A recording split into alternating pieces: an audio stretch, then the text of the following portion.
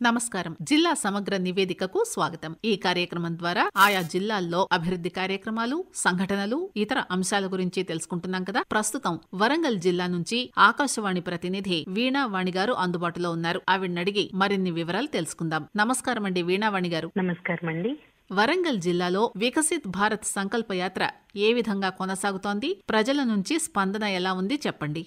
వరంగల్ జిల్లాలో వికసిత్ భారత్ సంకల్ప యాత్ర దాదాపు విజయవంతంగానే కొనసాగిందని చెప్పాలి. జిల్లా వ్యాప్తంగా ఉన్న 15 రెవెన్యూ మండలాలు, 217 రెవెన్యూ గ్రామాలలో వికసిత్ భారత్ సంకల్ప యాత్రను నిర్వహించారు. ఇందులో జిల్లా నోడల్ అధికారి, లీడ్ బ్యాంక్ మేనేజర్ హవేలీ రాజు ఆధ్వర్యంలో కేంద్ర ప్రభుత్వ పథకాలను గురించి ప్రజలకు ప్రచార వాహనాల ద్వారా వివరించారు. కేంద్ర ప్రభుత్వం అందించే వివిధ పథకాలైన పీఎం స్వనిధి, ముద్ర, పీఎం కిసాన్ సమ్మాన్ నిధి, ప్రమాద బీమా పాలసీలైన జీవన జ్యోతి, అటల్ పెన్షన్ యోజన, ఆయుష్మాన్ భారత్ కార్డులు, సాయిల్ హెల్త్ కార్డులు, పీఎం ఆవాస్ యోజన, కేంద్రం రైతుల కోసం సబ్సిడీ మీద అందిస్తున్న ఎరువులు, ఇలా అనేక అంశాలపైన లబ్ధిదారులతోనే వారి అనుభవాలను చెప్పించి అక్కడికి వచ్చిన వారికి అర్థమయ్యేలా చేశారు. వరంగల్ జిల్లాలో జాతీయ రహదారి భద్రతా మహోత్సవాలు ఏ విధంగా కొనసాగుతున్నాయి? ప్రభుత్వ విభాగాల సమన్వయంతో పాటు ప్రజల సహకారంతో రోడ్డు ప్రమాదాల నివారణ కోసం ఈ నెల 15వ తేదీ నుండి వచ్చే నెల 14వ తేదీ వరకు నిర్వహించబడుతున్న జాతీయ రహదారి భద్రతా మాసోత్సవాలు వరంగల్ జిల్లాలో కొనసాగుతున్నాయి. ఇందులో భాగంగా జాతీయ రహదారి భద్రతా మాసోత్సవాలపై రవాణా శాఖ రూపొందించిన వాల్ పోస్టర్లను, కరపత్రాలను జిల్లా వ్యాప్తంగా ప్రచార నిమిత్తం పంపిణీ చేస్తున్నారు. రోడ్డు ప్రమాదాల నివారణ కోసం ప్రభుత్వ విభాగాలతో పాటు ప్రజలు సైతం భాగస్వాములు కావాలని ప్రజలను చైతన్యవంతం చేసే పనిలో ఉన్నారు. ఆర్టీఓ అధికారులు, అలాగే ట్రాఫిక్ పోలీసులు కూడా ఇందుకోసం హై స్పీడ్ వాహనాల వినియోగంలో వినియోగదారులతో పాటు వారి కుటుంబ సభ్యులకు రోడ్డు ప్రమాదాలపై అవగాహన కల్పిస్తున్నారు. గ్రేటర్ వరంగల్ ఇటీవల సాధించిన ఘనత, అలాగే గ్రేటర్ వరంగల్ అభివృద్ధి కోసం చేస్తున్న ప్రణాళికల గురించి వివరించండి.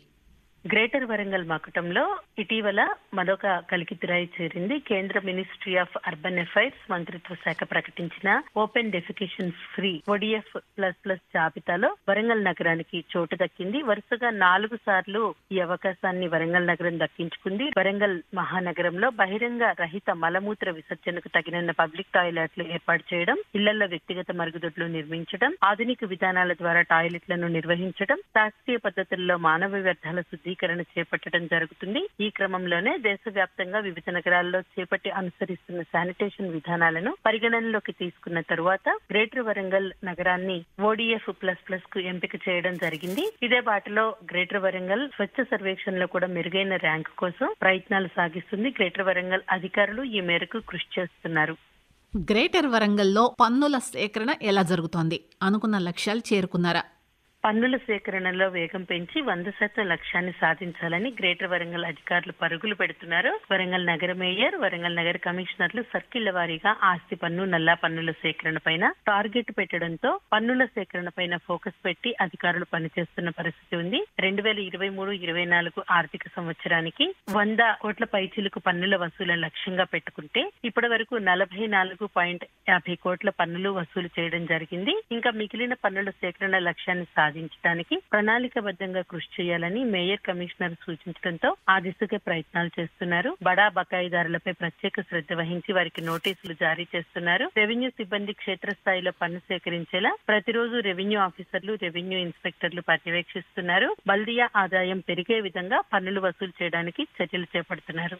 గణతంత్ర దినోత్సవ బాలల పురస్కారం వరంగల్ జిల్లా బాలికకు దక్కింది కదా, ఆ వివరాలు తెలియజేయండి. కూచిపూడి నృత్యంలో ప్రతిభ కనపరుస్తున్న వరంగల్ జిల్లాకు చెందిన పెండ్యాల లక్ష్మీప్రియకు రాష్ట్రపతి ద్రౌపది ముర్ము నుంచి ప్రధానమంత్రి రాష్ట్రీయ బాల పురస్కారం లభించింది. ఆమె ఢిల్లీలో రాష్ట్రపతి ద్రౌపది ముర్ము చేతుల మీదుగా బాల పురస్కారాన్ని స్వీకరించింది. గణతంత్ర దినోత్సవ వేడుకల సందర్భంగా కేంద్ర మహిళా శిశు సంక్షేమ శాఖ ప్రకటించే ప్రధానమంత్రి రాష్ట్రీయ బాల పురస్కారానికి ఎంపిక కావడం పట్ల బాలిక హర్షం వ్యక్తం చేసింది. కళా సంస్కృతి విభాగంలో ఈ బాల పురస్కారం పెండ్యాల లక్ష్మీప్రియకు దక్కింది. ఇదండి వరంగల్ జిల్లా నుంచి వీణావాణి గారు అందించిన జిల్లా సమగ్ర నివేదిక. మరొక రోజు మరో జిల్లా నుంచి సమగ్ర నివేదిక విందాం. అంతవరకు సెలవు. నమస్కారం.